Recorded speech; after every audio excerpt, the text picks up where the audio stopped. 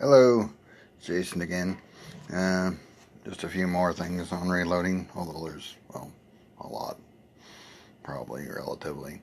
But anyway, just some things I thought of and that I'm going to show you and things of that nature. So anyway, we'll get back to business, so to speak. Just a moment, I flip the camera around. And one thing I forgot to mention, there we go, on the last video is I just called this cartridge the 300. It's actually a 300 Winchester Magnum, so I should have said the full name of the cartridge. If you look close near my thumb here, you might be able to see what's called the head stamp. It tells you who it's made by generally, like WW Winchester, obviously. Super, don't ask me why they call it a Super. It's just what they do. The 300 Win, of course, short for Winchester. Mag, short for Magnum, as far as that goes. Another thing I'd kind of show you, because I didn't have one to show you last time, is in the reloading manual for Nosler, it shows a case cutaway. Kind of shows you what they look like here down by the primer, like I was talking about. And there's, like I was saying, the flash hole underneath the primer there. And of course, that's where the flash or fire goes from the primer itself into the powder to ignite it, things of that nature. If you're wondering what it looks like from the end or outside the case, that's what it looks like. Just kind of give you a rough idea as far as that goes. And then let's see, try and get not too much of a shaky cam here, hopefully. And stuff, sometimes easy to do when you're trying to get the camera or phone, in my particular case, adjusted right. There we go, I think. That's the 12 gauge press, of course. If you look up high enough, you can see one tube on this particular press is on the left. That has shot in it. The one on the right has powder. As far as that goes, this one's made by a company called Mech. I'm sure there's other manufacturers out there. Just happens to be the one I bought, mostly because I found it used. You'll notice the primer tray is open. That's because mine, I was trying to figure out how to fix it. I still haven't. It doesn't work properly, so I've kind of come up with my own way to feed primers. It's slow, but it works. And eventually, I'll figure out what's wrong with my primer feeder so it actually works like it's supposed to work. But anyway, first thing you'll need, of course, is a hole or empty shotgun shell, if you want to call it that. But hole's technical term, kind of like I was saying earlier, H-U-L-L. And then let me move some stuff, because my reloading table is a hot mess, which you really should have a neat one. And I'll get that complaint, but whatever. A mess. The first thing you do is deprime it, which on this one happens to be the very back right station. Of course, you push down, and I can show you a dead primer here. I think it's one of the ones that kind of got messed up. Let's see, there we go. Here we go. Anyway, that one is actually dead. The others I'm not so sure about, but I may have accidentally damaged them. Nothing severe, just sometimes you make mistakes, unfortunately. I wish I didn't. And then, of course, when you knock out the primer, you get the lovely hole as far as that goes. And then, of course, after you knock out the primer, at least on shotguns, first thing you'll need is a new live primer. If you're wondering why I'm handling it with tweezers, it's because of the grease and stuff on your fingers.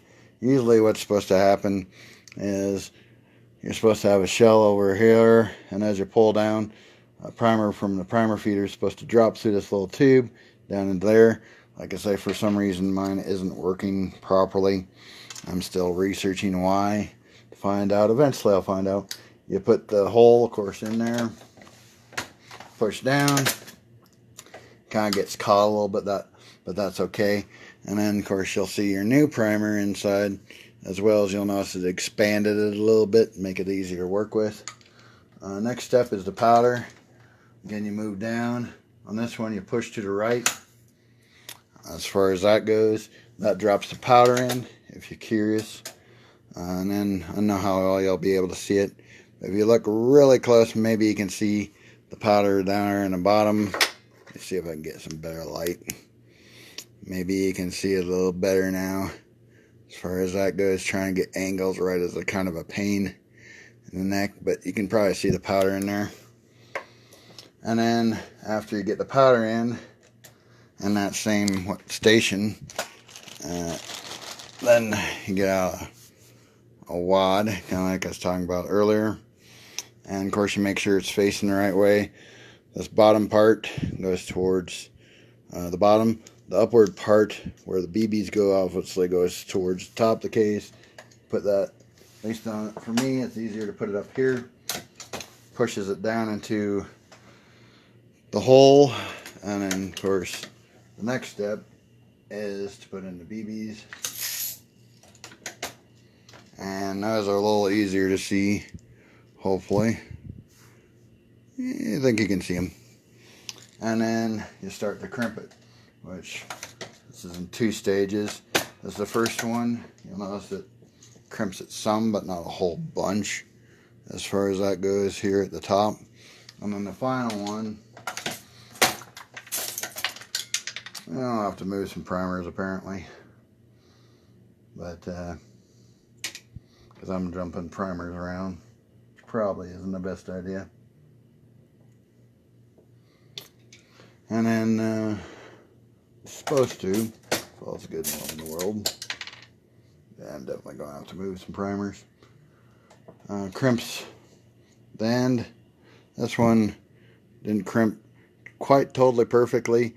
They're supposed to be totally flush as far as that goes, so it won't cause any problems. So I may have to work on that as well. Take out the primers, things of that nature, which I think I'll do. But as you can see, working with live primers, you always, like I say, want to handle them with a pair of tweezers. I don't know what else you want to know about shotgun reloading. I don't know a whole bunch about it, to be honest. I'm still learning on the shotgun. There's still a lot I have to learn on it. Kind of like I was saying earlier, the primers, of course, are a lot bigger. Things of that nature. If you're curious, I can kind of show you. Here's an example of one inside of a case on a regular one. Obviously, you can tell they're bigger. And obviously, let me grab, if I can. Here we go. Kind of one that you can kind of see a size comparison to a little better if I can. Let's see. I'm trying to think of the best way to do this. Sorry. There we go. There's a primer. This one happens to be, let's see, large rifle. Just large rifle. If you're wondering, there's different types of primers, just kind of like I mentioned. I only have a few myself because I only have certain gun calibers. Of course, these obviously are the shotgun primers, kind of the biggest of the bunch. And like I showed you, the large rifle, as far as that goes. There's also all my primers for some reason happen to be a large size. There's also a small size, if you're curious about that. Let me grab a couple other ones. These ones here are large pistol, you'll notice. And then these ones, you'll be like, hey, wait a minute, those are almost exactly the same. But you'll notice on here it says Magnum loads. Essentially, sound calibers such as the 300 Winchester Magnum. This little fella, or not so little. There actually require Magnum primers. Some don't. It depends on the caliber as far as that goes. In your reloading manual, it'll actually tell you what kind of primers it needs. The only reason you'll notice that I have large rifle and large rifle Magnum is the Magnums are for, like I say, the 300 Winchester Magnum, whereas just the standard rifle ones, let's see, where'd at that. Sorry, I should be better organized, but I'm not, to be honest. But the large rifle ones are for, and this one always looks like a little baby compared to the 300 Winchester Magnum. But the large rifle in my case happens to be for 7.62 by 39. However, if you're reloading for this guy, you're going to have to do a lot of research, because some of the cases also are small rifle primer. And so, yeah, it's a fun one. Or a challenging one, maybe I should say. Also, of course, in shotguns, kind of like I was talking about, there's BBs. You know, like number 8 shot happens to be what I'm working with right now. I don't even know if you can see it, but it's teeny, itty bitty, tiny, hardly, almost noticeable unless you really know what you're looking for. And then, of course, kind of on the close to the opposite side of the spectrum is my number 4 buckshot. That, you can tell, is a lot different there as far as that goes. One thing about shotguns is, of course, like I was saying, they always go by gauges. I'd have to do more research on that, but essentially, mine, of course, is a 12 gauge. That's pretty standard. There's also a 10 gauge, which is smaller. If you're wondering, as the numbers get higher, the actual diameter of the round or gauge actually gets bigger in 12 gauges, or in shotguns, excuse me, which is kind of interesting. There's a 16. Let's see, what else is there? There's a 20. Let's see. What else? I know there's at least a 20. Of course, my mind goes blank on others. Right now, there's also a 410, which is kind of an unusual one. It's actually about 45 diameter. In other words, about the diameter of this, give or take a little bit. As far as that goes, it's kind of a strange one. Let's see, 10 to 12 to 16 to 20. I'm probably forgetting something in there. But anyway, there's different size gauges depending on the size of gauge you're using. Of course, you'll use different ammo or different holes if you're reloading. One thing I will warn you that my dad warned me is usually it's not good to own a 12 and a 20 gauge in the same house, because the 20 gauge will actually fit inside of a 12 gauge shotgun, but it will malfunction, jam the gun, or you may forget that it's in there and your barrel's blocked, and congratulations, you have a lot of work to do, or you'll blow up your gun. Yeah, not a good idea, to say the least. Which I suppose that's one thing I should mention is, of course, safety. You're working with gunpowder. Some of it, well, let's face it, it's flammable. So, point of notice, which I thought was kind of ironic, if you smoke, don't smoke around your gunpowder, please, or you'll set yourself on fire, potentially your house, whatever else. So if you choose to smoke, don't smoke around your reloading equipment. Just FYI, which I thought was kind of bizarre that they had to warn people that. But apparently some people are not so bright. Well, perhaps we'll say it that way. Also, said not to use alcohol, I'd say even drugs, if you're reloading. That's because, like I say, it can get dangerous if you're not thinking clearly, like you would maybe under the influence of alcohol, for example, or drugs. Then, just don't reload. Or like my dad says, if you're really tired or something, it's also probably ill-advised because you're just not functioning as well as you should. Another thing you'll notice on a lot of the lead bullets, such as this is all lead. In other words, 100% lead, or at least pretty darn close. And you'll notice this lovely health hazard.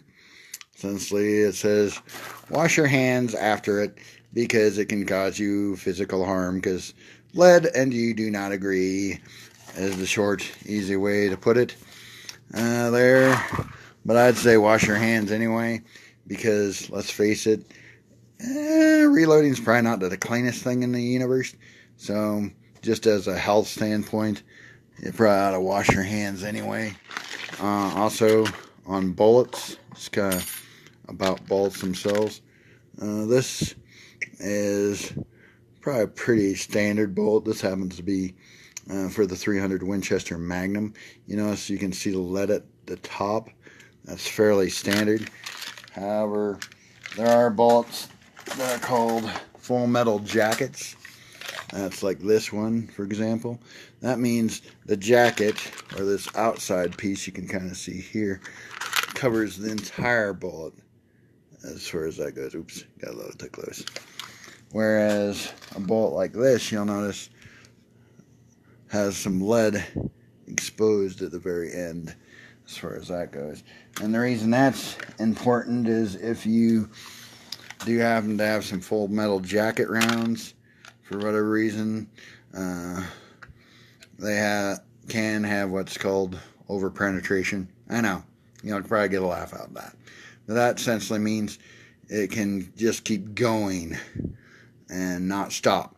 In other words, you might shoot somebody, might go through them, might go through the person behind them, etc. So that's something you have to be leery of on a full metal jacket round, is the fact that it may not stop as easily as you perhaps would like it to. Also, it doesn't expand really. In other words, when it goes in you or whoever you're shooting, it stays roughly the same caliber. Like on the 7.62 by 39, I'm using 308 bolts. So essentially it'd start out 308 and it'd stay 308. Whereas something like this hunting round, for example, from Nosler, it's going to expand. In fact, it's designed to expand, or sometimes people might call it mushroom. And that's because when it's done, it kind of looks, well, roughly like a mushroom. The top of it essentially gets a lot bigger, things of that nature, which is essentially, if you're shooting animals, you want, because it's more effective. Like say, for example, you're shooting an elk or something fairly large, you want it to expand because that makes a bigger hole. It also stops it faster, so it doesn't go through the animal, kind of like I was talking about before, and just keep going. Because like my dad talks about, you need a good what he likes to call backstop. In other words, what's behind your target?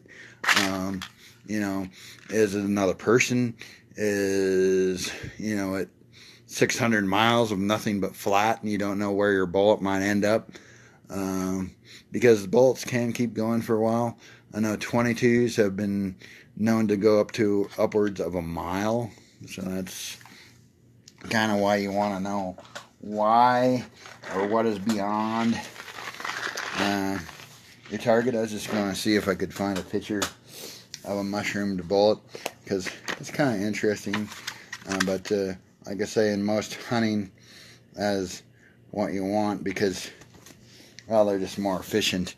Also, a lot of people in shooting, like for home defense, gets what's called hollow point ammo. Essentially, that means in the middle here, it's kind of indented. There it does have a jacket, like this one does not. And essentially, it's designed to expand more, and essentially, at least in theory, kill people more effectively. As far as that goes, I'm not sure how these just standard old plain lead bullets are for expansion. They may not be as good, to be honest, but you'll notice if you reload, these are a lot cheaper and a lot easier to get. So that's why I have lead. Although I will mention, when you're cleaning your gun, you may have to clean it better, because your bullet barrel may what's called lead, or get lead buildup, as far as that goes. So that's something, of course, you want to be aware of. I guess one thing I could talk about some, just a minute here. And I'll be back. Grab a couple things.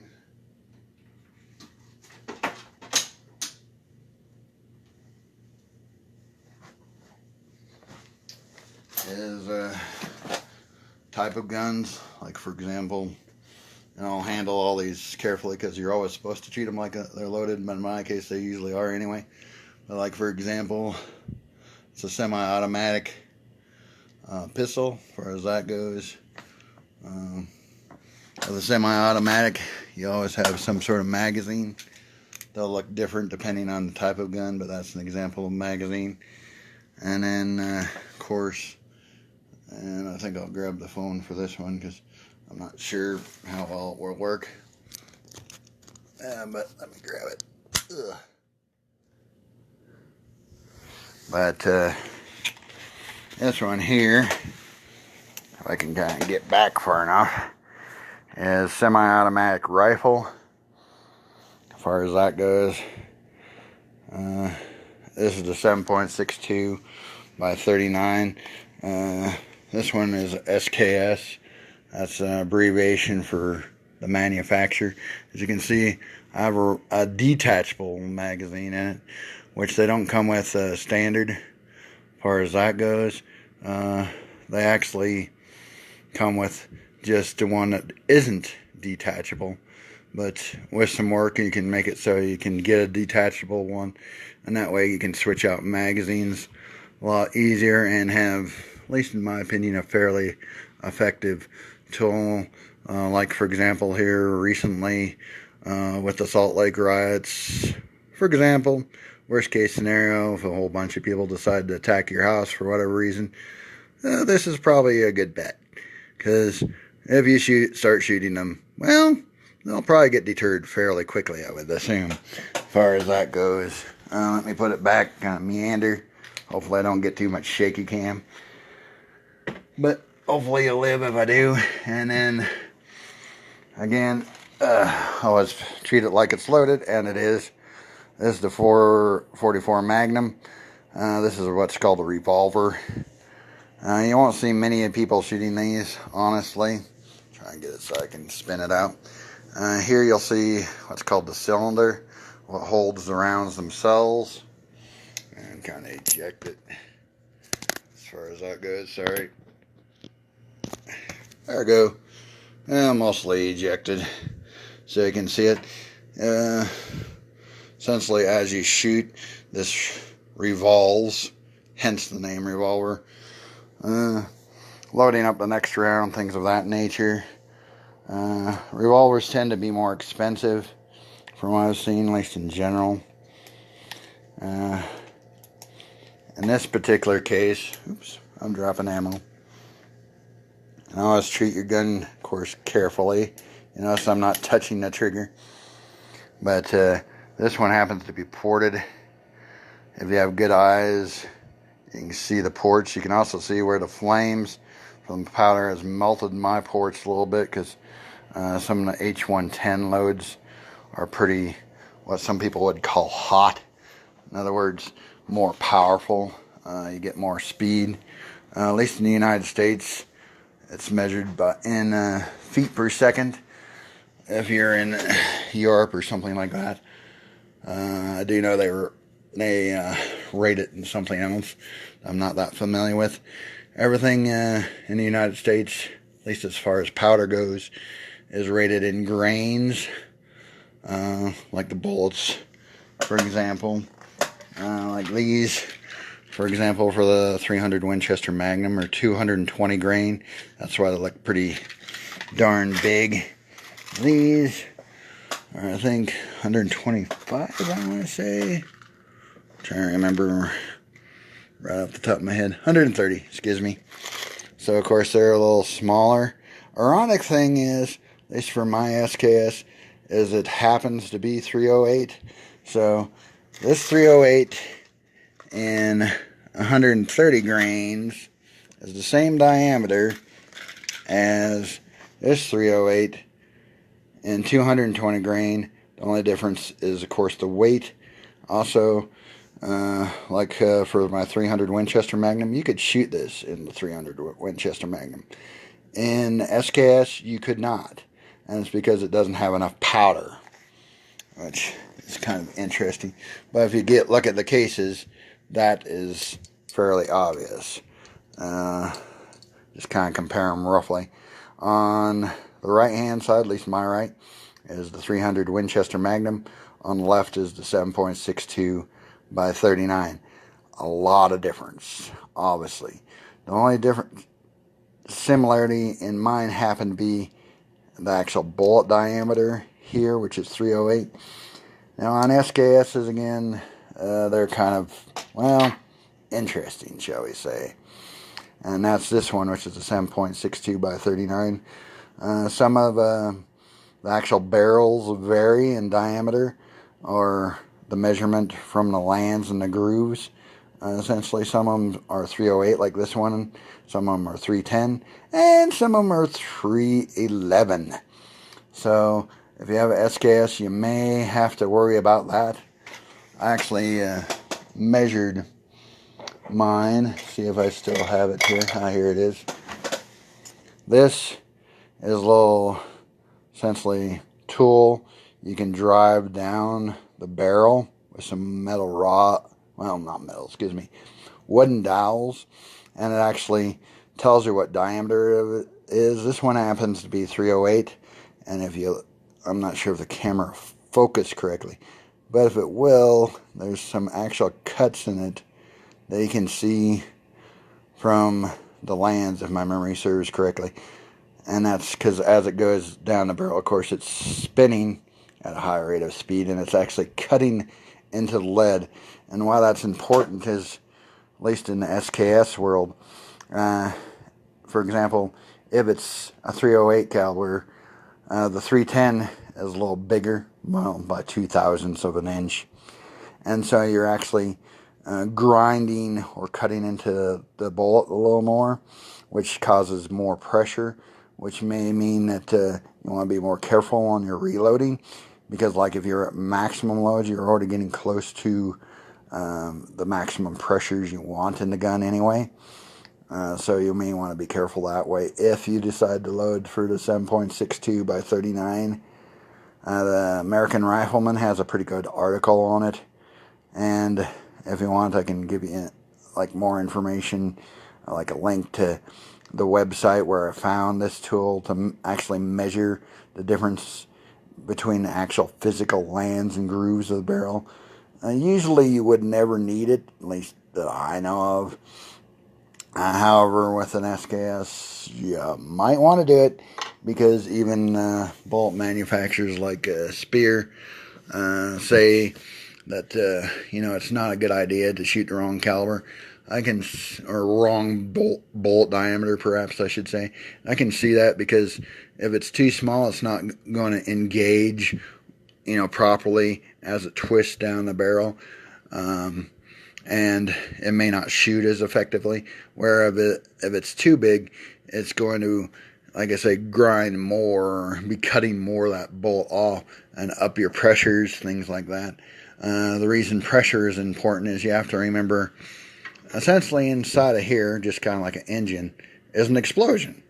Let's face it, the primer ignites the powder and pushes, with all that force from said explosion, the bullet out then the barrel. Well, the problem is, of course, we're talking physics. You get that explosion too high or too powerful, however you want to word it, too hot, your gun's going to blow up. Well, you do not want to be anywhere near that thing if it blows up, as far as that goes, because as my shop teacher would say, parts are going to be passing you faster than you can run. So yeah, don't do that. And that's why you want to be careful with reloading, because if you get the powder wrong, for example, like my dad pointed out, and I hadn't thought of it, but let's say, I'll pick this one. IMR's 4350. I happen to know that this goes to my 300 Winchester Magnum. I wouldn't shoot it in any other gun I own, period. But I definitely wouldn't want to shoot it in a handgun, because like you said, you shoot this in a handgun, short version, it's going to come apart. And that's because it's just too much power. Now, like this is fairly powerful one in the pistol world. You'll notice it even says pistol on it. But when you start looking at the calibers on it, like, I don't know why you can see it, but it says 357 mag, 41 mag, 44, 454, 475 Limbaugh. I believe I'm saying that right. Correct me if I'm not. And the 50 Action Express. If you're not familiar with some of those, almost all these are fairly powerful pistol rounds. The 357, pretty common. The police used to use it. 41, some people really like it. Some people don't. It was actually, again, made for the police. Actually, as a replacement for the 44, because a lot of people say the 44 is too powerful. The 454 Cassell is actually essentially like a long 45 Colt. In other words, the actual physical case is longer. Only can handle higher pressures, things like that. And I mean, it starts to tell you on kind of, at least if you reload a lot, what this is like. For example, on my 44 Remington Magnum, uses around 20 grains of powder. If you want, I can look up the exact amount. On here, it says 20.5 grains, for example, for a 280 grain bullet. If you're curious, the 7.62 also uses about 20 grains of powder, approximately. I'd have to look up the exact numbers. And it's a rifle cartridge. So these are powerful, or fairly powerful, pistol loads as far as that goes. I will warn you, if you're using this in a pistol like, say, the 357 or the 44, if you have a short barrel like me, you're probably going to get a lot of flames. If it's ported like mine, you'll probably scare the people at the gun range, because you'll see flames in broad daylight and scare the bejesus out of them, pretty much.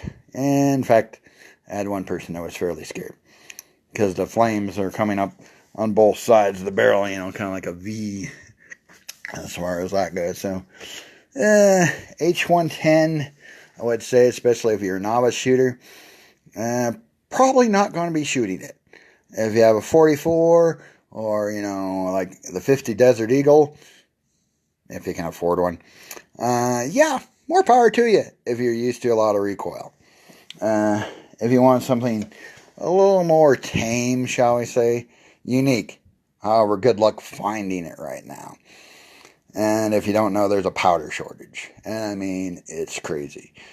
You can't find a bottle of unique right now. At least I can't, within probably 100 miles on the website.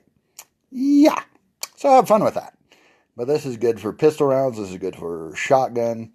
Unique's kind of a good all-around powder. Only thing I'll mention on Unique is if you're shooting it in a short barrel like my 44 mag, it's dirty. In other words, your hands will be kind of a black color, a lot of powder residue, things of that nature, which might bother some people. But if you shoot a lot, I'm sorry, you may get your hands dirty.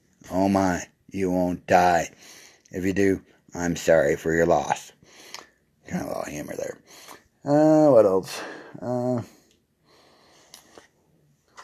This is another 308 round. As far as that goes, I have a few of them. This is 180 grains. Again, would work fine in my 300 Winchester Magnum. Not so much in the SKS or 7.62 by 39. If you're curious, let's see if I actually have it here. There we go. This box is for the 45 ACP. It's 200 grain bullets. And usually they say the actual dimension of the bullet, like here, 4.51. So it's a little larger than 45 in actuality. And this box, try not to move it too much because it's heavy, but you'll notice it says 430.30. So 44 is not actually 44. Most reloading, at least the reloading book I have, says it's .429. I guess some bullet manufacturers don't care and use .430. It's only 1,000th different. So you may see some .429 or .430. They're both good for the 44, and that's either special or magnum. As far as that goes, and then I really need to clean my desk off as far as that goes. I know if you have any questions, anything like that, it's always kind of hard to know everything to talk about. A couple of little things I forgot to mention. One was kind of talking about gun types earlier. One type, of course, it's interesting to handle these, is the pump, which in my case happens to be my 12 gauge. As far as that goes, that's fairly common in shotguns. May be able to get it in other things. And then, of course, last but not least, here, if I can get it out. Like I say, my room's kind of a mess. So, I'm a bad example. But, is the bolt action. And of course, you can see the bolt there as far as that goes. This happens to be my 300 Winchester Magnum. As far as that goes. There's also single shots. I don't own any of those. Lever actions. There's even a few bolt action handguns out there. What else is there? Trying to think of everything. It gets interesting. There's also black powder, for example. That's a whole different ball game. All these are non-black powder, or a lot of times in powder you'll see it called smokeless powder. I'd have to learn a lot about black powder, but it does exist. And of course, I know like Dan uses it, for example. But see, you'll notice smokeless powder. That means this is not black powder. Do not use it in a black powder rifle. Do not use black powder in a modern rifle that's not designed for it. You'll probably blow things up or cause yourself potential other harm or injury. Yeah, don't mess with it. So use smokeless powder for things that are non-black powder. Black powder for, well, black powder. Pretty obvious as far as that goes. Also, kind of like I was referencing earlier, make sure you're using the right kind of primers. Doesn't have to be CCI. Unless I have CCI. I have some Winchester. I don't know what else I have. I think that's most of what I have currently. But at least I don't have a brand preference. I know, I'm horrible. I don't really have a brand preference on bullets either. You'll notice I have a couple boxes of what's called HSF down here on the floor. I have some Nosler. These I'm not sure I'll use. Essentially these are the 220 grains. If you're wondering, that's a lot of potential recoil. If you look close, you can kind of see how the bolt mushrooms. Here, like I was talking about, it also shows a diagram of what the bolt looks like inside. This is what's called a partition bullet. These are for hunting, like say deer, elk, or in this case, moose. Yeah, you can shoot a moose with this thing safely. So a 220 grain bullet, at least in the 300 Winchester Magnum, is pretty impressive. However, like in the 44 world, this is 200 grains, and that's fairly standard, or at least somewhat. The bigger the diameter of the bullet, the easier way to put it, the heavier it's going to be, or the more grains. So, you know, something like a 22, which you wouldn't reload for, is going to have a lot lighter grain load. Well, I guess there's some 22s you can load for. But like, say, a 22 long rifle you want to reload for. But 22 bullets going to be a lot lighter. Say like a 22 250, for example. Or, trying to think what else. There's also 17s out there. 17 caliber, in other words. But the reason you can't reload for like a 22 long rifle is it's what's called rim fire. On a rim fire cartridge, you do not have a primer. The firing pin hits the rim, kind of like the name indicates. Again, lights the powder inside. Again, pushes the bullet outside the barrel. As far as that goes, and of course you can't reload for it because the part that makes the case reloadable, ironically, is that primer. Because kind of like as explained before, the decapper or deprimer pushes down through here, ejects that dead primer, so you can put in a new primer, new powder, new bullet, and of course reload it and go from there. Whereas something in the rimfire world, of course you can't do that with, because it doesn't have the primer itself. I don't know. Anyway, that's just some more information. If you like the video, of course, let me know if I can do something better within reason. Let me know. If you tell me to go out and buy a 50 BMG and a press for it, I'll be like, give me like $2,000 or so. Yeah, not gonna happen. Although it might be interesting to reload for it. Oh my. Anyway, just let me know. Hopefully you liked it. Again, this is Jason. Hope you have a good day. Bye.